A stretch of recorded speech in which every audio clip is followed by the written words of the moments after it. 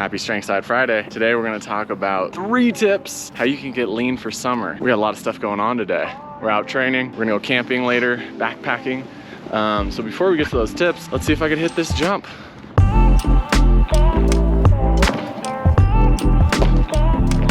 is what it's all about right here. Finding the courage to do some jumps together.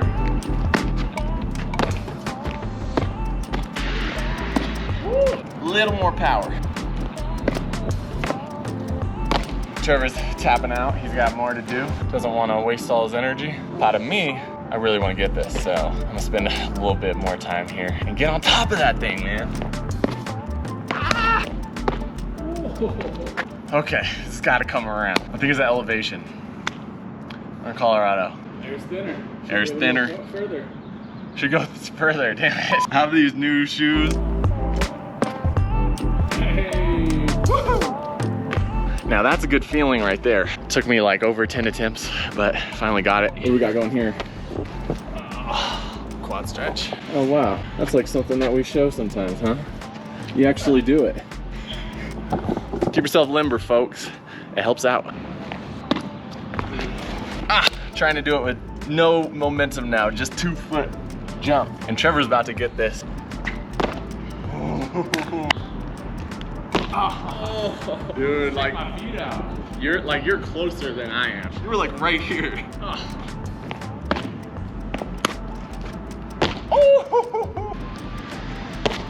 Hey.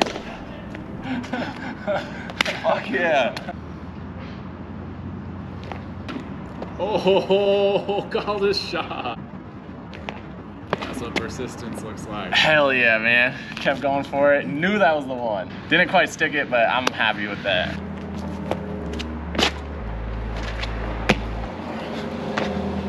Tip number 1, intermittent fasting. We both have been using intermittent fasting for years. Haven't touched a calorie before noon in about 5 years. For us, for a lot of people that I know, they've been able to get really good results with dropping fat, leaning out, having better body composition, and also just feeling better too, feeling more clear. I mean, that's definitely the reason why I end up using it still, even though I'm not trying to necessarily lean out, is I just feel better in my mornings, and then when I eat, I'm actually hungry.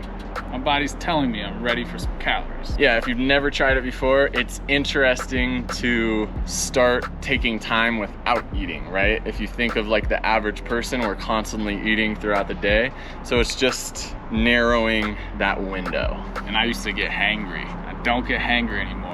Less food dependency, to not have to feel like, oh, I need this snack, I need this meal all the time. You can go hours without eating. So advice for getting started on intermittent fasting, really simple. Just extend that time that you usually eat breakfast. Say it's 8 a.m., extend that to 9 a.m. See how it feels. Just 1 hour probably won't affect you too much. After you kind of settle there, extend it another hour. And then another. A lot of people like to do an 8-hour eating window. So something like 12 to 8 p.m. It's not like I'm waiting for the minute to turn to 12 o'clock so that I can eat. It's just like whenever I get hungry. Beware of turning it into a neurotic pattern, right? Also, you don't have to extend in the morning. Some people prefer extending at night, so you might have your last meal of the day at 5 p.m. Cool, that's tip number 1, intermittent fasting. So I'm trying to take off from right here, stick onto the curb over there. It's a little tricky because the grass is super wet right now. Oh. Those shoes nice and sticky. Not the prettiest, but got it done.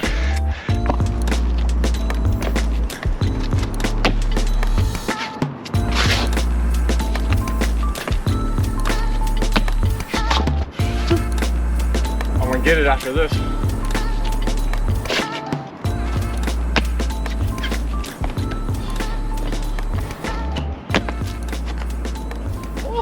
So number 2 is move more. Working more movement into your life in a non-workout traditional way. So easy ways to do this is, of course, locomotion. What we're doing right now, walking more, walking to get somewhere, and just walking for leisure. Also riding your bike. I ride my bike to the park to work out quite a bit. Longboarding with your dog.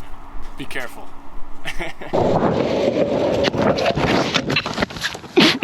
I always talk to my students and my clients about just having like movement snacks throughout the day. Yeah. So they're built into your day. Maybe you have a timer, just like a running timer while you're working and sitting. Go for a walk every morning as a part of your morning routine or evening routine, whatever. Just build it into your day so it doesn't have to be a conscious decision. It just naturally happens. That's why we're so huge on the daily practice here, because daily practice is like 10 to 15 minutes a day that you know you're gonna get some movement in, and then hopefully you're doing more on top of that. But even if you don't get to that other stuff on top of it, you're still getting that daily dose of movement. And the more that you move, there's like, some smart guy had a law of like, you stay in motion, that type of thing. Energy in motion stays in motion, man. So, you know, the more momentum that you build, the more you're gonna keep moving. And, you know, that's the secret to having like a body that you're proud of, is it's a body that's actually just capable of doing a lot of different things. So,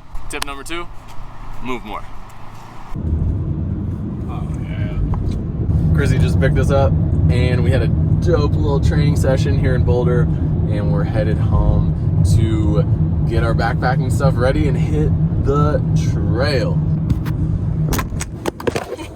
Number 3 is what we're getting ready to do right now, and that's go backpacking or hiking. So we've got really into backpacking in the last few years, and there's multiple reasons why. Number 1, it's disconnecting from this life that we live that's so plugged in. To be able to just get out in nature, experience nature, be present with yourself, be present with your friends around you, and to be walking all day, right? You're put in more of a survivalist mode where the only thing that really matters is just walking on the trail, setting up your tent, and getting your food going. And I think one of the most powerful parts of backpacking for fat loss or like weight loss forces you to eat consciously. Yeah. Right? Because you have to bring all of your food. It has to go into your backpack. Then you have to pull it out and decide how and where you're gonna cook it. And like all this thought goes into it, and then by the time it culminates into you being able to eat the food, you're so appreciative of it, and you get to slow down and just be in nature and eat it. Most of us are living these lives where we could have anything we want to eat at the drop of a dime, any moment of the day.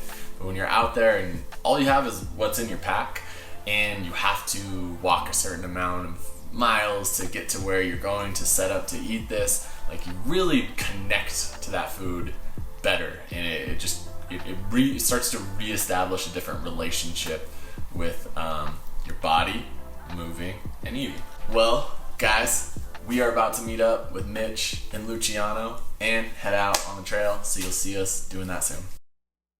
So we're off hiking 5 miles to camp out for the night. We're in Colorado, a little bit outside of Boulder. Mitch is in town, just got back from Peru. Trevor, Luciano, ya boy, and I'm gonna try to survive this. My heel is actually hurting a little bit, but that's okay because we got these nice rocks to cushion my feet. We just stopped so Josh could change his socks. He didn't want to get his white socks dirty. Good thing you changed them, buddy. New socks. They're smart wool, they're warm. Yeah, it only took him 15 minutes to unpack his whole pack, get his socks, pack it back up, but we're good to go now. Actually, I unpacked everything and then I realized that they were right here in the side pocket. I didn't need to unpack anything. We needed a break after the first half mile of our hike. Don't get that on video, it's not that cool. It's not that cool, man. Luciano, what's your favorite way to cross a creek?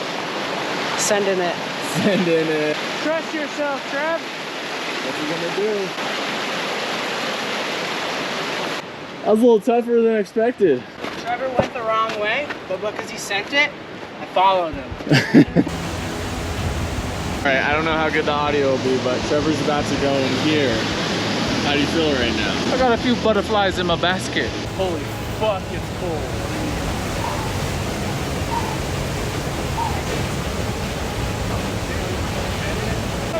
Woo! It's so cold! it's not quite as cold as it's gonna get yet. You know how like the cold comes after? Yeah. I got the shock over with, but We just had a new volunteer. We got a new man taking the plunge.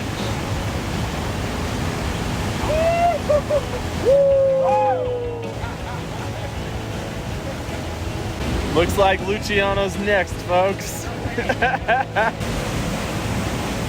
Luciano taking the hard way up barefoot. Look at these boys. They do the barefoot. These monkey men. Another monkey man with the barefoot.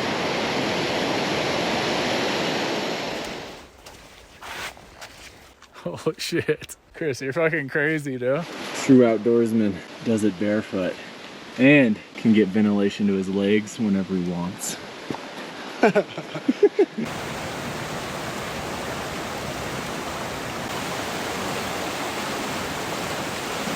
There we go. This is our home. I could see us having some mean fires right here. Tell our story. The people need to know. What is the story, man? We didn't know it was gonna be snow. So we hiked through like 2 miles of snow to this place we thought we could camp. And it was like a marsh. It's too wet, couldn't camp there. So we turned around and hiked back through. And let me tell you, by the end of that, I was really done with snow. I think we have more to go tomorrow.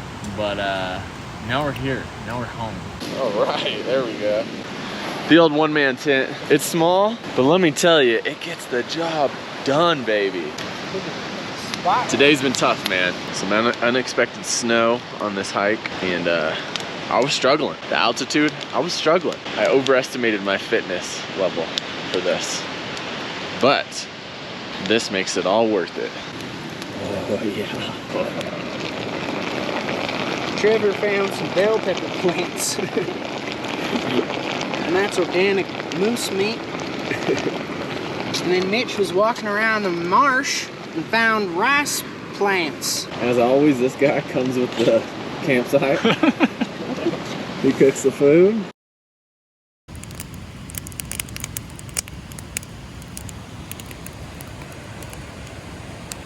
Just had some coffee, going for a morning dip. Not gonna lie, a little bit nervous right now.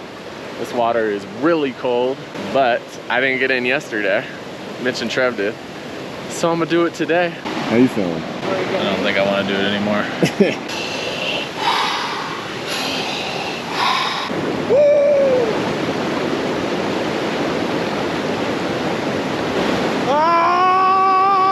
Josh stayed in longer because I peed above him. I felt it get warmer, actually.